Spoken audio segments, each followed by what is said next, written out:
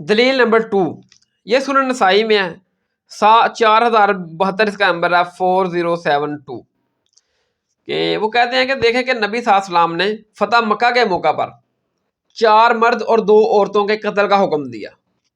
وہ 4 مرد کون سے تھے؟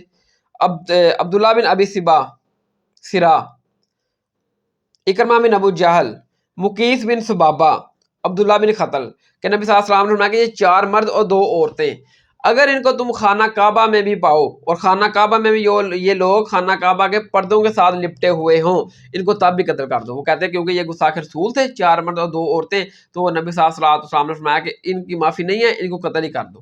ٹھیک ہے، تو میرے بھائیو سب سے پہلے دیکھو کہ ان کے قتل کا حکم دیا کس نے تھا؟ نبی صلی اللہ علیہ وسلم نے دیا تھا. تو نبی صلی اللہ علیہ وسلم کو تو یہ حق حاصل تھا نا کہ وہ کسی کے قتل کا فتویٰ جاری کر سکتے تھے، کیونکہ آپ اللہ کے پیغمبر تھے، آپ کو اللہ کی وحی کی تجدید حاصل تھی، تو آپ تو کسی کے قتل کا فتویٰ جاری کر سکتے تھے.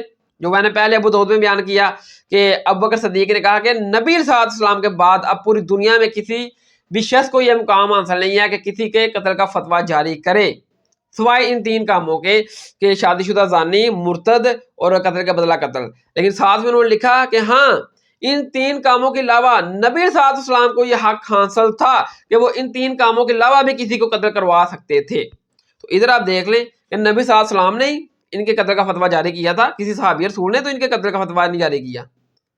اور دوسرا نمبر یہ تھا کہ یہ عذاب احتسال کا حصہ ہے.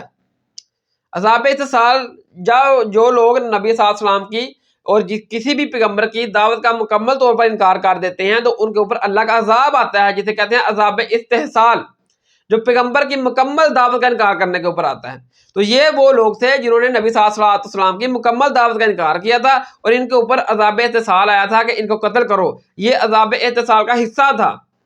جیسے پہلی قوموں میں جب عذاب احتسال آتا، جب لوگ پیغمبروں کی دعوت کا مکمل طور پر انکار کر دیتے تو اللہ تعالیٰ پھر آسمان سے عذاب نازل کرتا. جیسے قوم سمود کے اوپر جب انہوں نے اپنے پیغمبر کی دعوت کا انکار کیا تو اللہ تعالیٰ نے عذاب احتسال نازل کیا اور تیز آندھی آسمان سے آئی جو ساری قوم کو تباہ و برباد کر دیا. قوم نوح جو تھی انہوں نے جب اپنے پیغمبر کی دعوت کا انکار کیا، عذاب احتسال آیا اللہ تعالیٰ کی طرف سے اور ساری قوم جو ہے نا وہ طوفان میں غرق ہو گئی.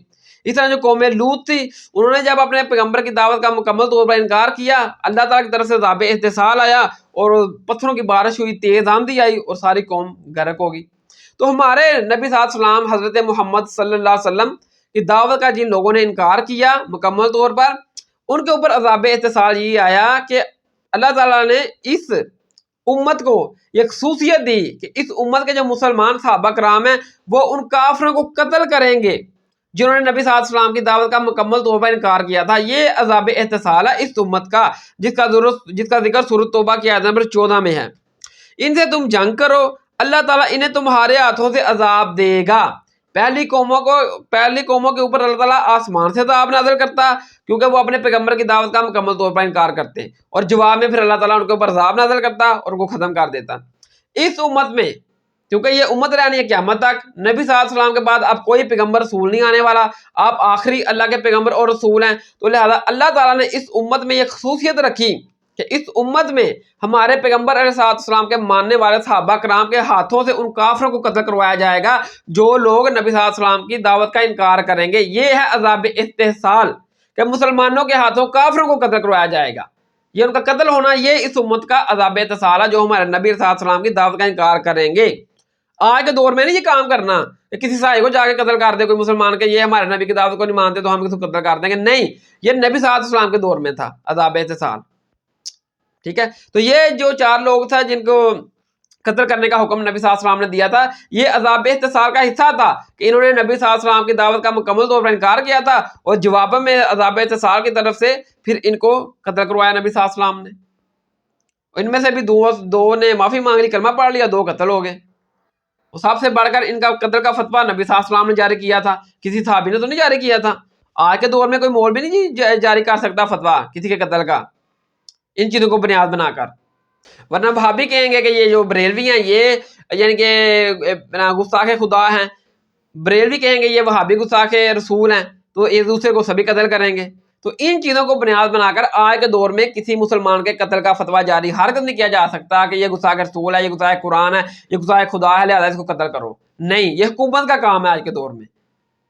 ٹھیک ہے، آپ اپنا مقدمہ عدالت میں پیش کریں، حکومت کے آگے پیش کریں، اپنا قانون کے آگے پیش کریں، ٹھیک ہے نا، وہ آگے فیصلہ کریں گے. خود سے آپ نے یہ حدیث پڑھ کے کہ من سب نبی فقتلو، اور جو ہمارے نبی کا گستاخ ہے اس کو قتل کیا جائے گا، خود قتل نہیں کرنا میرے بھائیوں.